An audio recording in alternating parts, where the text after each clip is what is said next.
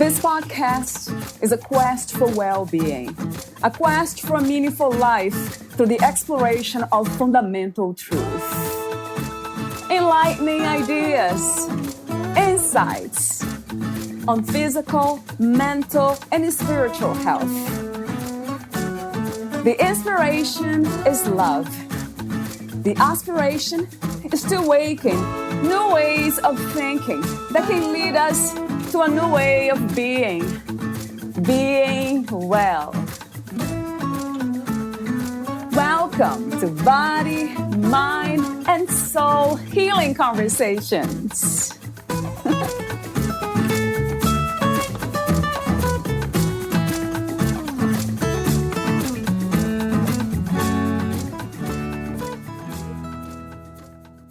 The natural world benevolently embraces all who show it care and respect. The rivers, forests, and meadows love to hear our laughter. The birds, butterflies, and flowers appreciate our admiration. The fire gladly transforms our pain, while the ocean blithely supports our rebirth. So don't hesitate to deepen your relationship with the many aspects of nature. They are here for us as allies and mentors, joyously teaching through their very existence. May your fire burn brightly and show you the way. May the earth be soft and fertile beneath your feet. May your water flow freely and quench your thirst. May the winds lift you through the air to the place beyond time. And may the rays of the sun warm your heart and illuminate your soul. Valeria interviews Liz Beachy Gómez. She is the author of From the Depths of Creation, A Nature-Based Path to Healing. Liz Beachy Gómez is the founder of Iwasa, a nature-based healing practice in the Rocky Mountains outside of Denver, and author of From the Depths of Creation, A Nature-Based Path to Healing. Liz's passion for the natural world blossomed when she discovered Brazilian Orixá-based spirituality in her 20s. She learned to work with the elements of fire, earth, water, and air in ceremony and meditation, and through rituals of healing and celebration with the various aspects of each element. After several years of practice, Liz was initiated as a daughter of Iemanjá, the ocean, through the Templo Guaracy of Sao Paulo in 2003, and served as temple coordinator in Haiti and the Dominican Republic for 7 years. Liz is an international public health professional and energy medicine practitioner by training. She holds an undergraduate degree in psychology and anthropology from Kalamazoo College and a Master of Health Sciences (MHS) degree in public health from the Johns Hopkins University Bloomberg School of Public Health. She completed her training in Andean, Quiero, shamanic healing practices through the Four Winds Society in 2018. After 10 years living overseas in West Africa, the Caribbean, and Central America, Liz returned to the U.S. to raise her children while juggling a demanding career. A health crisis eventually spurred her to renounce her public health career in 2017 and return to nature in search of healing. The nature-based framework she teaches today was born of her personal healing journey, her love for the Brazilian Orixás, and her energy medicine work with clients and groups. Liz is fluent in English, Spanish, French, and Portuguese, and can offer interviews or workshops in any of these languages. Meet Liz at iwasa.com. Here's the interview with Liz Beachy Gómez.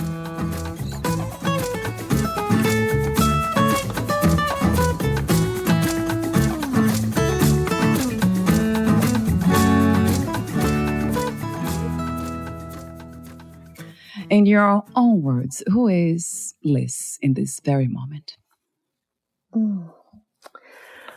Well, I think I would start by just saying I'm a very curious soul who's had from childhood just a lot of awareness of I guess the expansiveness of what the soul is, right? Yeah. When I was young, I remembered and dreamt about a lot of past lives, and that just kind of led me gradually, let's say, through kind of a winding road into the place where I am today, where I practice shamanic energy medicine. So I work with clients one-on-one, doing energetic healing, emotional healing, trying to help kind of guide people back to a place of wholeness. And I do that practice in the Peruvian Q'ero tradition that I was trained in, but I'm also a ceremonialist, let's say. And I really believe in the power of the ceremony, of bringing people together around the fire for fire ceremony, or being with groups at the river where we can work together, working with the elements to release emotions, kind of bring ourselves back to a place of greater harmony and balance. And so, my work today is very much focused on kind of this bridging of the worlds, right? Bridging of this understanding of, I guess, who we are in this lifetime. And I think that's such an important question just for all of us to really delve into and kind of understand what's our mission here. What have we come to learn in this lifetime? And maybe some sort of context of our trajectory. Where do we come from? Right. And then just helping support people on that path of connecting with our own deep inner wisdom, gaining a stronger sense of self, and just a lot of compassion and self-acceptance as well, which I think just makes walking through life much easier. So if I define myself by the work that I do right now, then it's energy medicine work, ceremony, and then also teaching, just trying to share some of what I've learned in ways that hopefully resonate with people and support them on their path. Yes, how beautiful. I said that before, since I came across your work, it's just the word's beautiful, I guess, because of the devotional side in me that's always look at people as nature itself, not really that we are, sometimes we tend to say that, I'm part of nature, but actually we are nature too. Yes. Right, Liz. So I see beauty when we recognize that I'm just part of this natural world. I'm not different from a flower, a tree, a river. There's something happens when we kind of recognize that, the depth of being. So I have to go back to a question. I made notes here, I was listening to you and kind of made a note about this idea of mission, calling, purpose in life. When did you realize, let's say in a very concrete way, that you wanted to take the call, that this calling and move forward? Was that a moment in time, or was that gradually, was a process per se? I think I spent the first, 2 decades of my life just trying to understand what's going on. What is, I saw spirits when I was younger too, and I didn't have any context for understanding what they were, where they came from. And so I started studying psychology, and I thought I wanted psychology and anthropology. And I thought I wanted to be a therapist. And then I went during my junior year of college, I went to study abroad in Senegal, West Africa, and I lived with a Senegalese family. And while I was there, I just realized how limited Western psychology is, the field of psychology is. And I think kind of the defining moment was just realizing that there was a man who lived in the family home. He was a brother of my host father. And, he would be labeled schizophrenic in the United States and given medication.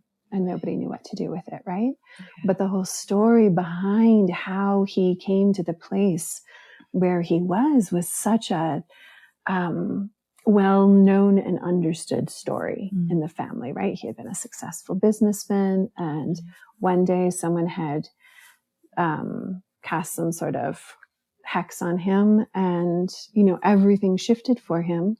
And so then he just spent his days sitting in the home having these like animated conversations with these spirits that he could see, and that sometimes I could see too.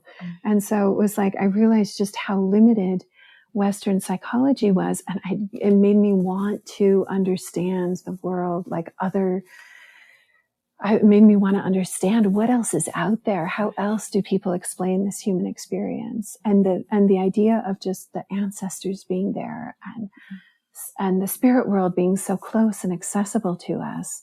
And then this understanding of like different energies that are all around us, right?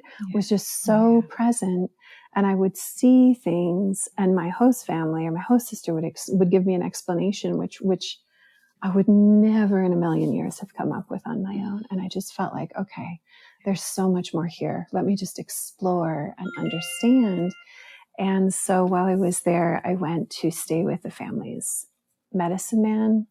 And then I ended up not going into psychology. I shifted my studies to public health, and just working in international public health gave me an opportunity to live in many different countries and very different cultures. And then everywhere I lived, I would just like took the opportunity to get to know, to try to understand spirituality from that culture's perspective.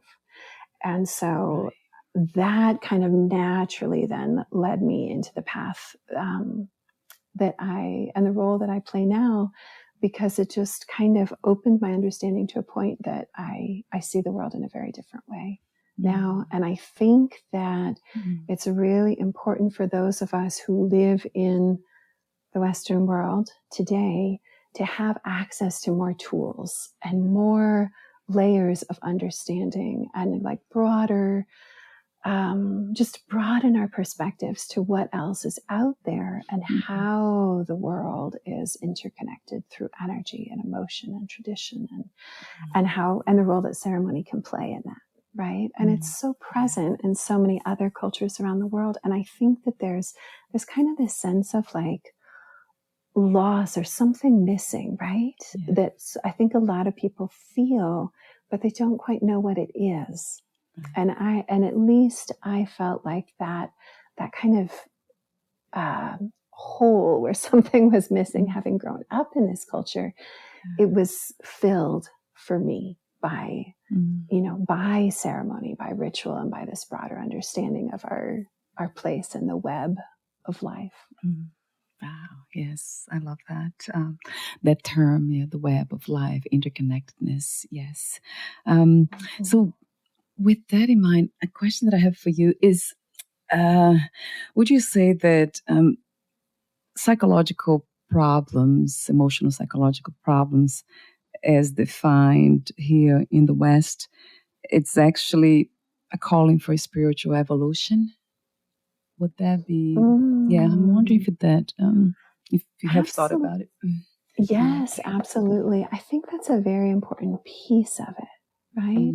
I think there are, we all have different conditions or imbalances that may come from lived life experiences and childhood traumas and, maybe even past life traumas. Yes. And I think that, yes, they're often, as they kind of bubble up at different times in our life, right? Asking to be examined. I think that is a call. That's a call for just going deeper to understand, where did this come from? How can I shift it? How can I release it? What does it relate to in my life? And then I think that kind of naturally leads us into a deeper understanding of who we are and kind of our soul's path. And then ultimately, where are we headed? Right. And so that sense of spiritual purpose. And I work in my one-on-one work within this tradition of the medicine wheel, the South American medicine wheel concept that really is, moving through the four directions. You begin by kind of releasing your old stories. And then you move into, in the West direction, move into releasing kind of old energetic and emotional imprints. And so but that's only half of it. The first half is just like releasing the old so that you can make space for bringing the right things into your life. Right. So then as you move around the wheel, then you move into that contemplation of what brings me joy in life? What do I bring to the world? What is my role here? Where do I stand between the generations of my ancestors and my children's children? What legacy am I going to leave here? What legacy will my life leave behind? And then moving into the east direction, really this like embracing of the spiritual being that we are, right? And that greater life's mission and that spiritual connection with source.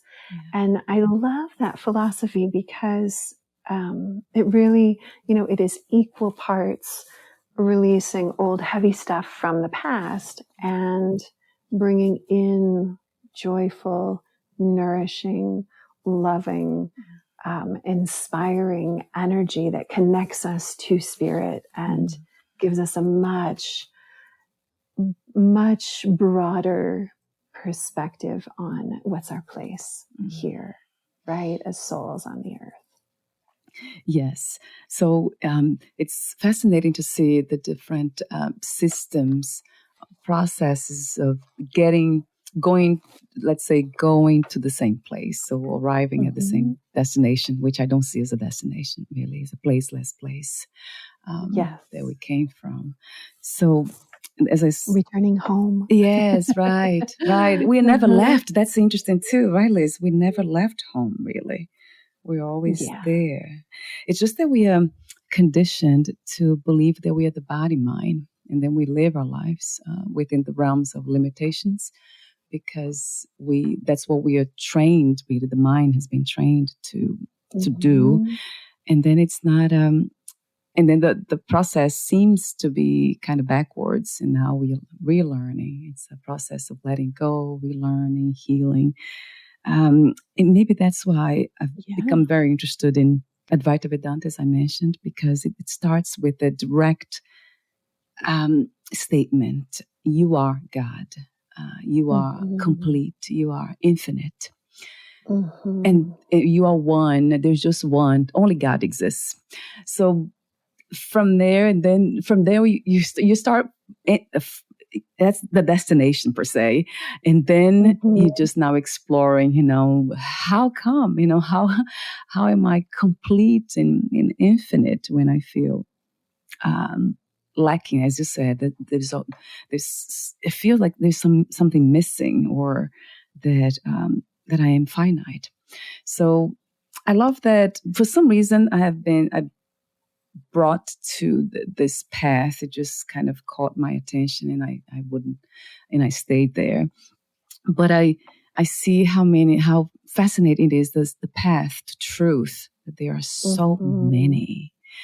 Yes. And the one that you speak of is a beautiful one too. It's just understanding the finite, and then, to finally get to the infinite. There's a beautiful depiction of, I think it's in Vedanta, a Swami just mentioned the other day about nature kind of taking us to the shore of the infinite. That's nature's work. I mean, that was just so beautiful. It's like, oh my God, I want to be in that shore. I want to get to that shore. Absolutely. I think there's so much truth in that, because we have this, here we have this beautiful planet that we've been welcomed into, right, for our lifetime. And it's in my Brazilian spiritual tradition that I've been practicing since I was in my early 20s, actually. There's this understanding that, like, yes, there is the infinite God, spirit, and almost as a gift to humankind, God created this beautiful nature around us with these different energies as like manifestations of different aspects of the divine that we can then interact with in a more palpable way, because we can see and touch and feel and transform these different aspects of nature, right? And so it's almost like this gift to us are these tools that can help us in our path of discovery and healing, get to the shore, as you said, right? Yes. Yes, yeah, a billion times to that truth. Right. Yeah, it feels that way. Even when we get to realize that have this felt understanding of what we are, that I am the infinite already. Within the level of body mind, it's still there's this another felt kind of current of movement, and it feels like something's moving towards something, but it really now for me it feels like it's a return, it's a backward, it's not going outward, it's actually the opposite, it's just going in this inner landscape. It's the infinite itself, of course. But the interesting thing is the challenge to reflect the infinite within that journey, the finite journey. So, I wake up and I go to sleep every day, kind of contemplating this and reflecting on this.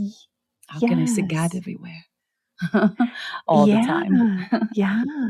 And, in my Brazilian tradition, which is really the spiritual tradition that anchors my work, that it's seen as kind of a cycle that's like an upward spiral, right? This upward evolutionary spiral that we move through these different aspects of nature. And yet we may return to the same point again and again, particularly when we arrive at air, at that place of awareness of the divine that's just like pure light infused with love. Right? But as we walk through this process and kind of, I believe, sort through our emotional baggage, release stuff, let go of stuff, infuse our relationships with forgiveness and compassion and acceptance, it's easier to get closer and closer to that place of understanding of the divine. Right. Yes. And it's just it's a cycle that we just continually move through. Yeah.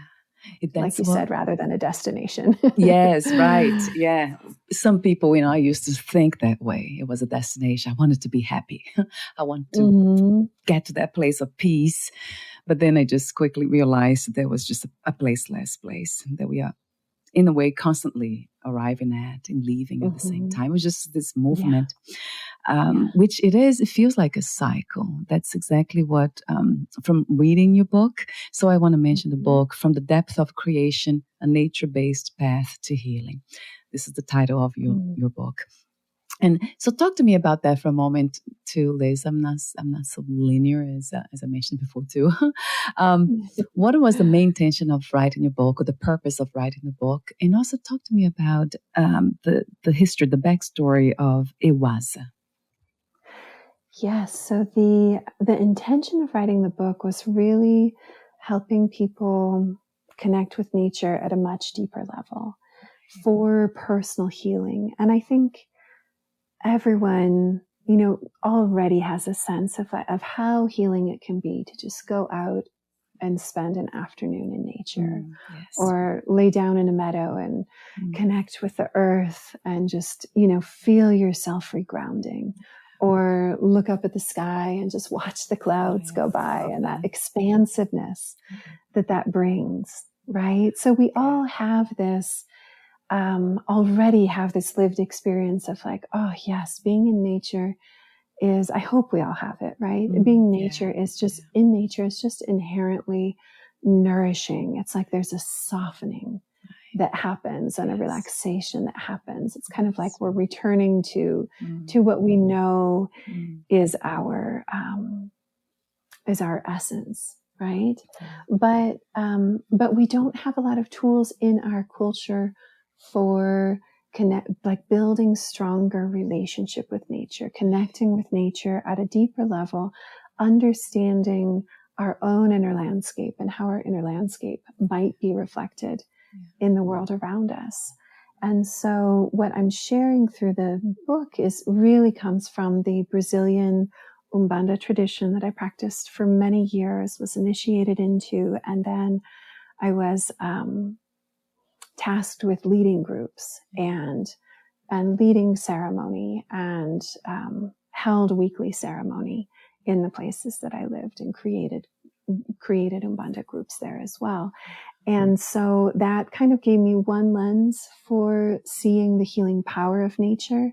But then my more recent work doing the energy medicine work with people in this culture kind of gave me another lens. And I tried to bring them together in this book in a practical way, so that there are each of the chapters explores a different aspect of nature. So the forest, what does the forest represent? What are the archetypes found in the forest? And how can you work with the essence of the forest for healing and kind of discovery and exploration of your own inner forest?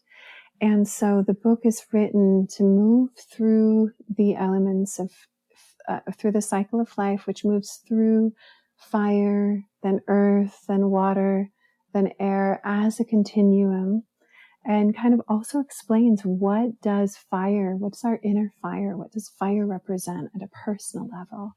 And so it's a philosophy and a framework, basically, for understanding the language of nature, but then also includes rituals and exercises for reflection that you can do on your own, just to understand, like, what does my inner spark look like, or what does my inner ocean look like, and then what does that even represent, right? And then it offers tools so that when you go out into nature, you're able to sit by the ocean and kind of reflect on that, the ocean being that place where we hold the depths of our feelings, right? Where kind of everything, all the water on the earth flows into the ocean. And so we have this repository of so many feelings, but also kind of unconscious understandings, those things that are hidden in the depths.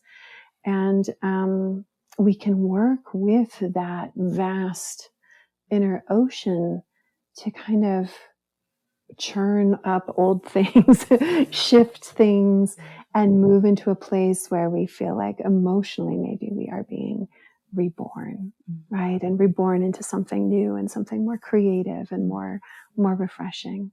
But I want to go back and just put in context the framework of the 4 elements in the cycle of life.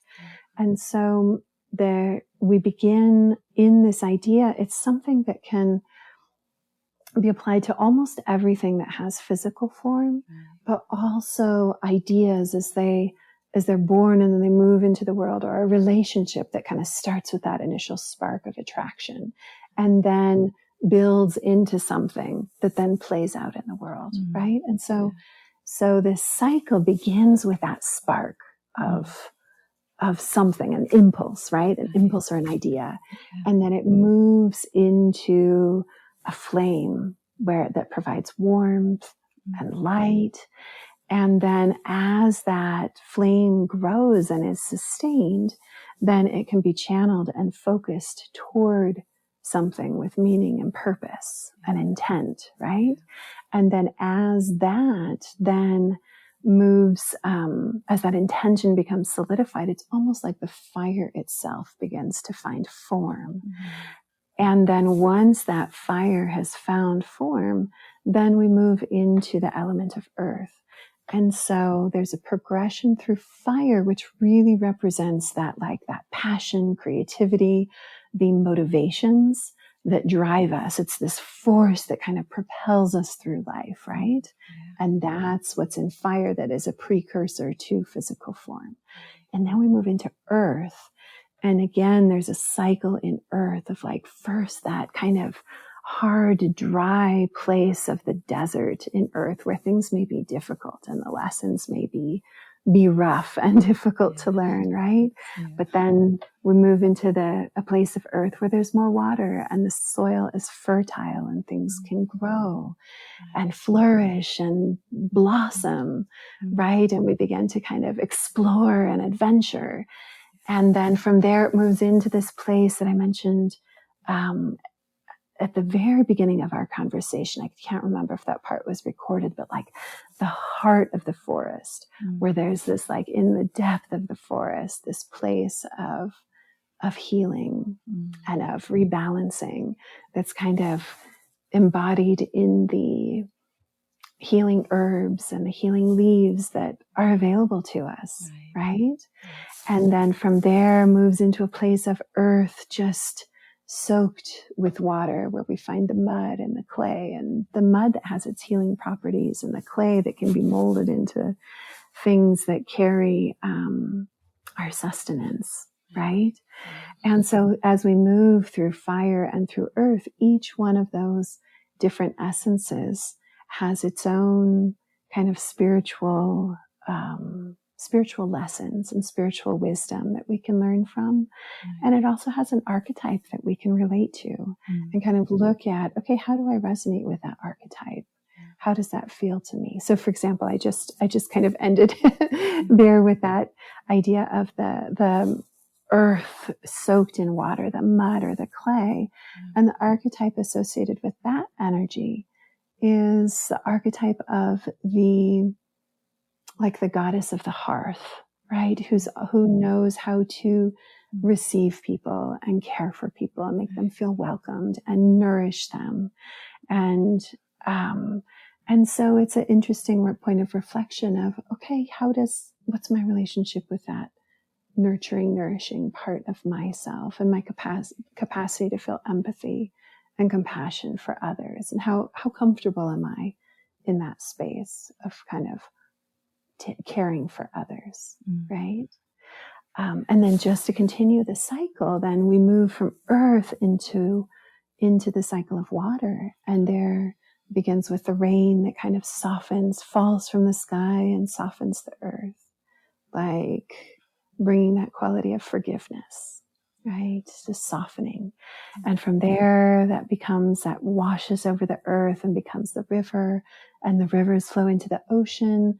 And then eventually that vast water from the ocean starts to evaporate back into the skies. And that brings us into the element of air.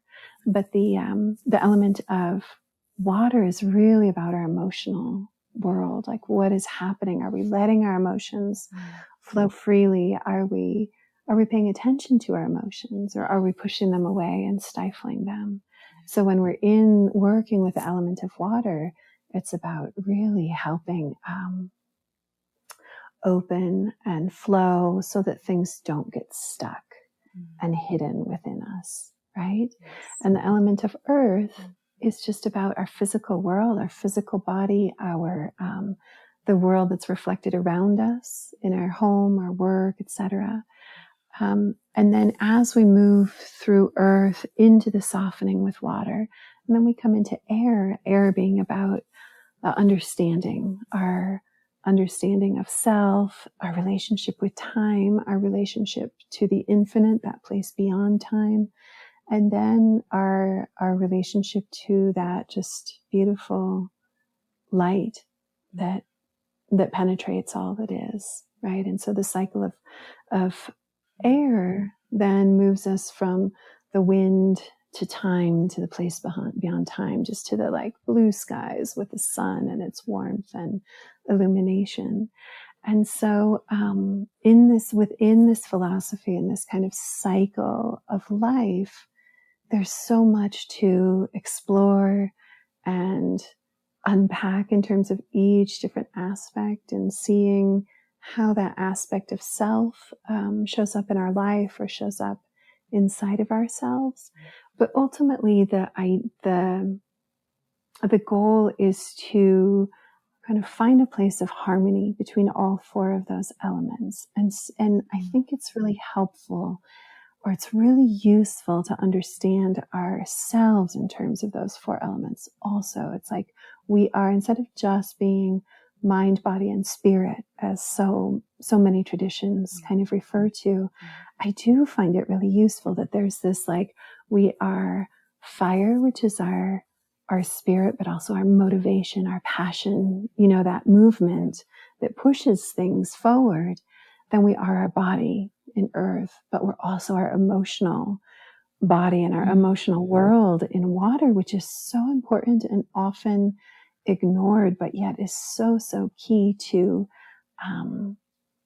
a kind of a balanced sense of self, right? And then air, which is our breath, our understanding, our thought patterns, our, philosophies, guiding values, etc. So we have, I think when we look at those 4 parts of self, there's a little bit more to work with, a little bit more kind of, areas of depth to go into and to broaden our understanding of self. That is so true. It sounds very poetic, this, the system, this philosophical system. And also feels like, as I listen to you, it feels like one of the things that Vedanta talks very clearly, that I'm not in the world is in me. So it's that reflection. Yes. The reason why I can see, almost look at the earth, the elements, and feel them reflected in me is because it's already in me. It's so that it's very clear to me that this is what you are speaking of here. And I know it's a different system, but it's a very beautiful one too. Very poetic though. Really poetic. And feels like music in a way too. That's where harmony comes from, right? The idea of harmony. Yes. And I think it's just helpful to kind of have that framework, because then you can just go out into nature and okay, if I'm feeling like I've got emotional blockages or something I just can't release, well, then I can go out into nature and sit by the river, or even immerse myself in the river and let the current of the river wash over me. And if I believe that my emotions are inside of me are like water, well, then the current of the water can just wash it away, right? It can loosen some of the rocks that might be causing those blockages and just help restore the flow of emotions. And that was something, when I first discovered this Brazilian tradition in my early 20s, it was like one of the first rituals that I participated in Brazil was at a waterfall. And I had just broken up with my boyfriend and had all this conflicted emotion. I was carrying so much in my heart. And then in the context of a ritual, I just said, oh, I'm ready to let it all go. Just please help me let it all go. And when I stepped with that intention in the context of ritual under the waterfall, and that force of the freezing cold water hit my crown, I felt like all that heaviness was just blown out of my heart. Right. And it was the most amazing feeling of okay, after the ritual was over, I was like, oh my goodness, it's gone. My heart feels clear. And it was such a simple ritual, and it's something that everyone can do. But because there's that resonance of our inner emotions, like water, that then have this resonance with the water as it flows in nature, then it's easy to step into relationship with nature, engage the energies of nature, the actual physical nature, to kind of work with us to shift and rebalance those things inside of us. Yes. Wow, what a beautiful, necessary invitation. Now it's the moment to talk about your offerings. So you offer online courses, live ceremonies, events and classes, shamanic journeys, individual one-on-one energy healing and healing cycles. Did I miss anything, Liz, here? I also do have a self-guided course to help people get to know their spirit guides as well. And then, but really what I'm focusing on a lot this year is delving deeper into relationship with nature. So I've got a course on elemental healing. If you want to explore more, if your listeners want to explore more in depth what I just talked about. And then another course I'm developing that'll be coming out soon about learning the language of nature, just so that you have a framework and can go out into nature and kind of interpret what you're seeing around you. Yes. And then another about discovering your own true nature, with this idea that we all have kind of our soul has this resonance with some place in nature where the energy is particularly strong and particularly nourishing for us. And that is different for everyone, right? Yes. And kind of this essence that we carry is so different for each person. And that essence, and there's just a lot of acceptance that comes when you realize what your affinity is, what your essence is, because it's like, okay, this is kind of the core of who I am. And then it also helps you define what you're not. So you can just embrace who you are, right? Without trying to push yourself to be anything that doesn't come naturally or anything you're not. So that's another course that's coming up in the fall that I'm really excited about. Yes. You're doing amazing work. What's not to love about it? Thank you. So the website is ewassa.com. So EWASSA.com. I'll have on the podcast notes clickable, so it's easy to just click and go there. Are you also on social media, Liz? I am. So I have a Facebook page. Facebook is really where I'm most active. And so you can find my Facebook page at Ewassa Nature. Okay, so that's great to know. And then I've just recently started on Instagram, and it's the same. It's at Ewassa Nature. I'll have those handles too on the podcast notes as well. So both of them, I just wrote it down. I wanted to ask you, we are almost at the end. I want to just mention some passage in your book that caught my attention. And then also ask you this question. Let me ask the question first. So this place of harmony that you speak of, how do you describe it? Once we are in that state of harmony, what does it feel like? What does it look like? Oh, what a beautiful question. I think it just feels like peace. It just feels peaceful, right? Yes. Peaceful, coming back to that place of peace where nothing is really tugging you in one direction or another, where your mind is quiet and at peace, and where you can just, like, your soul and your spirit can just kind of peacefully inhabit your body. Right? A place of contentedness. Yes. Oh, I love that description. Yes, that really resonates with my understanding too, which is amazing how similar it is. It's just a different system. But that's the goal of all religion, all spiritual teachings, right, Liz? Is to come to this place that's already here anyway, which we call home, peace. Yes. Yeah. They're all just different pathways to lead us to the same place. Right. Yes. So I want to mention something that I found to be beautiful.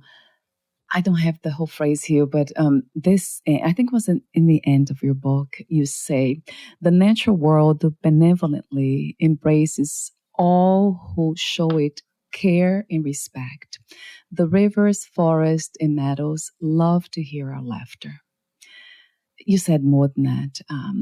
So this kind of, for some reason, kind of touched me. You know, I paused for a while here. Because I do feel this connection with nature. I often talk to trees, everything in front of me, the little flowers on the floor. So I'm always kind of communicating with the invisible world without the intent. It actually just, it feels very natural to me. And that's why I mentioned that I feel like I am nature. I'm not just part of nature. So, and I think there really is this, I mean, I certainly feel it all the time. Each time I do some sort of offering of flowers or seeds or ceremony or something, it's just, it feels like it is reciprocated, right? It's as if there is this consciousness in nature that very much appreciates being seen, being thanked, being witnessed, right? Yes. And there's something that I often encourage people to do, because I think it helps us kind of hone our sense of that reciprocal relationship. But it's just to, go outside and place your hand on the earth and kind of reach down as if you were reaching down into the earth and connecting with that vibration and heartbeat of the earth, and just like reach down with your intention and say thank you. And I think so often when people do that, certainly when I do that, I feel like it's received, right? There is a message that comes back up from the earth. So as we reach down with our gratitude, it's as if she says, oh, thank you for seeing me. I receive that. Thank you. And then this message comes back up.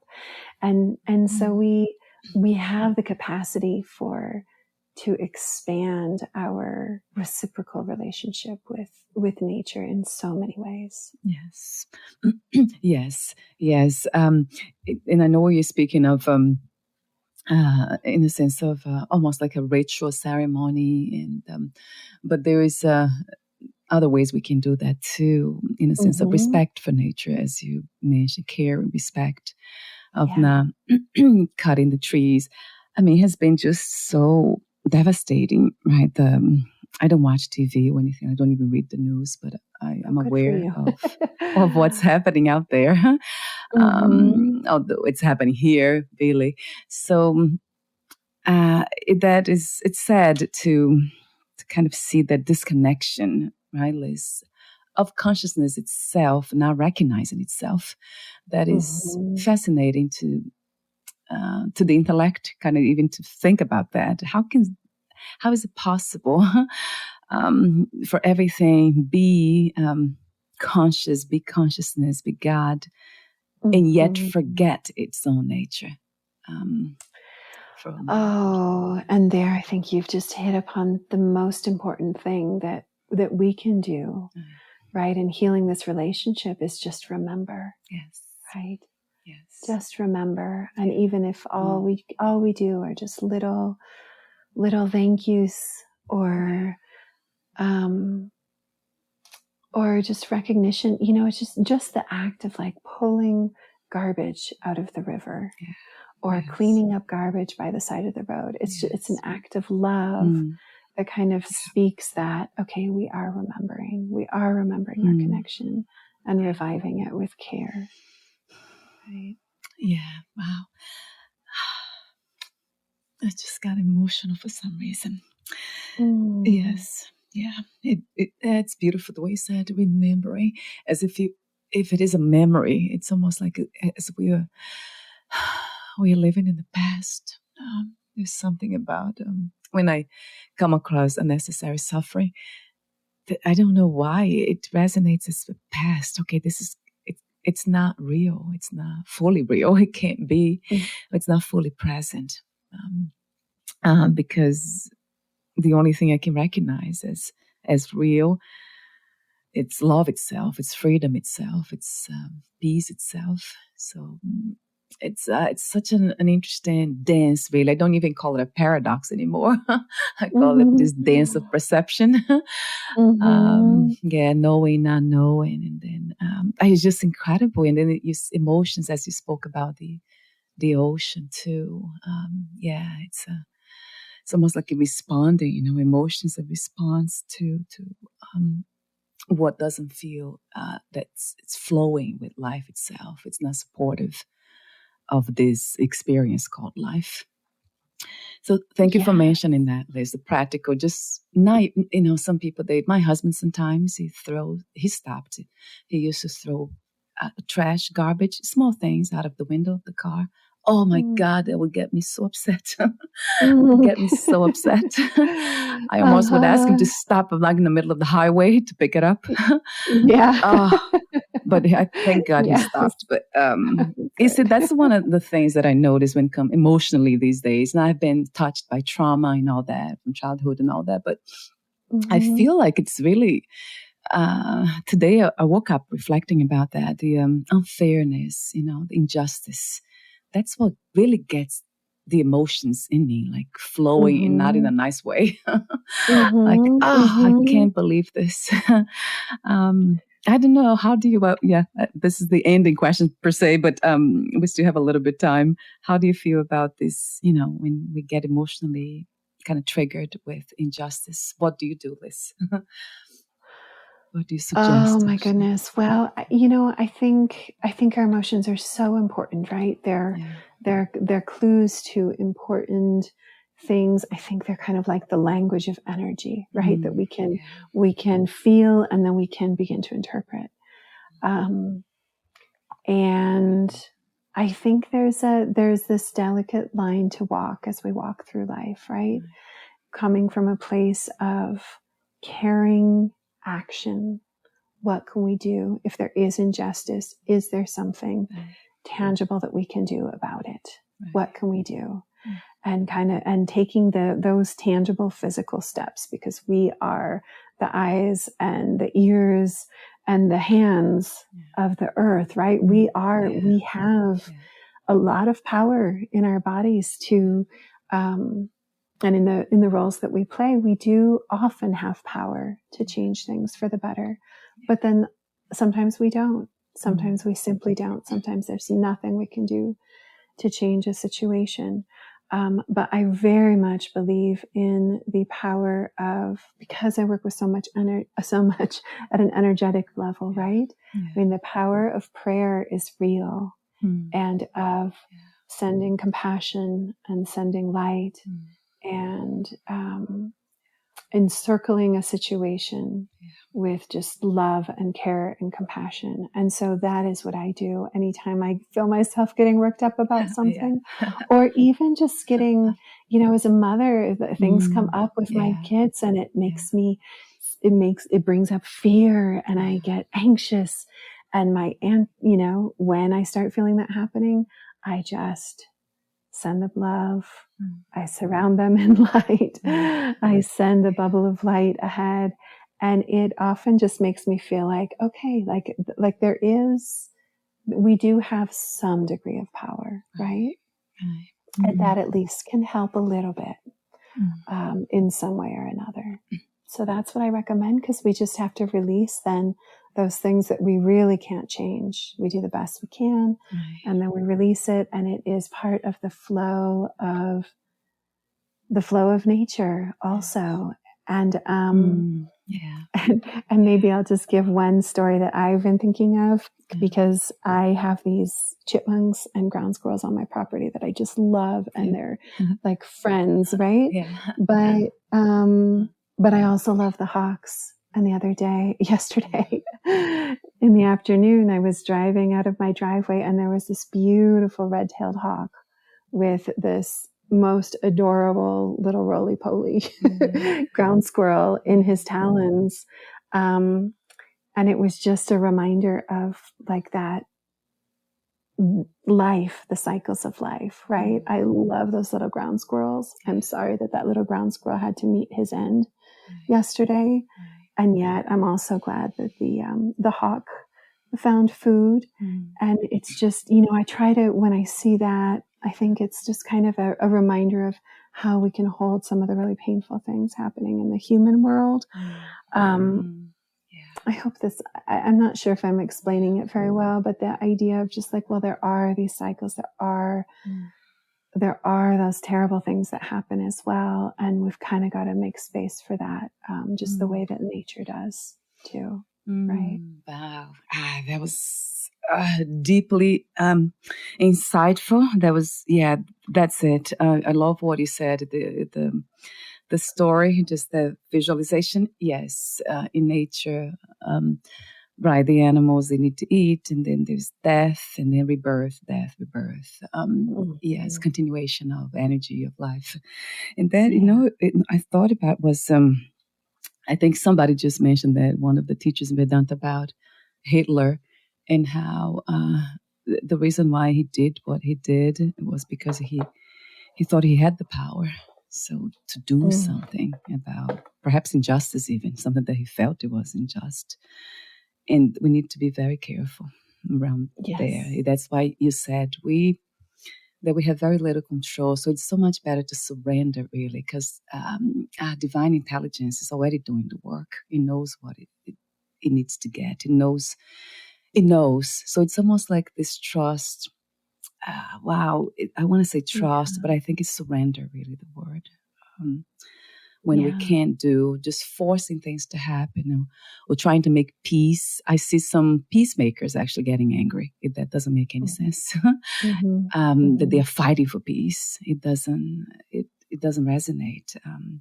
We can clearly see that it doesn't work. So yes, thank you for saying that, Liz. Do you want to tricky path to walk? Yes. So we're almost at the end. I know you have to go. I would love for you to, the ending question that I wanted to ask you to read the passage in your book, but you mentioned prayer, blessing in a way. When we see something that doesn't resonate or it feels like it's out of place. And then you have this beautiful prayer at the end of the book. Do you have that in front of you, Liz? I'd love for you to read that if you do. I actually do. I do. Wonderful. So that as a blessing to everyone who's listening today, too. Yes. Yeah. May your fire burn brightly and show you the way. May the earth be soft and fertile beneath your feet. May your water flow freely and quench your thirst. May the winds lift you through the air to the place beyond time. And may the rays of the sun warm your heart and illuminate your soul. Yes. Yes, I have my hands in front of me, in my heart. Thank you so much for your beautiful presence in this reality. Thank you, Valeria, for all that you're doing. Thank you. I really appreciate it. Yes, thank you. I'll be in touch soon again. But for now, enjoy this beautiful moment and take good care of your beautiful self, Liz. Thank you. Bye. You too. Bye for now. Thank you. Big hugs.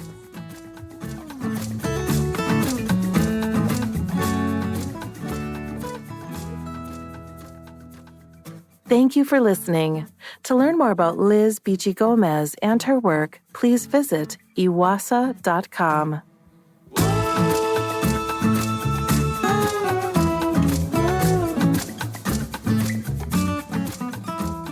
To learn more about this podcast, please visit fitforjoy.org/podcast. Thank you again for listening, and bye for now.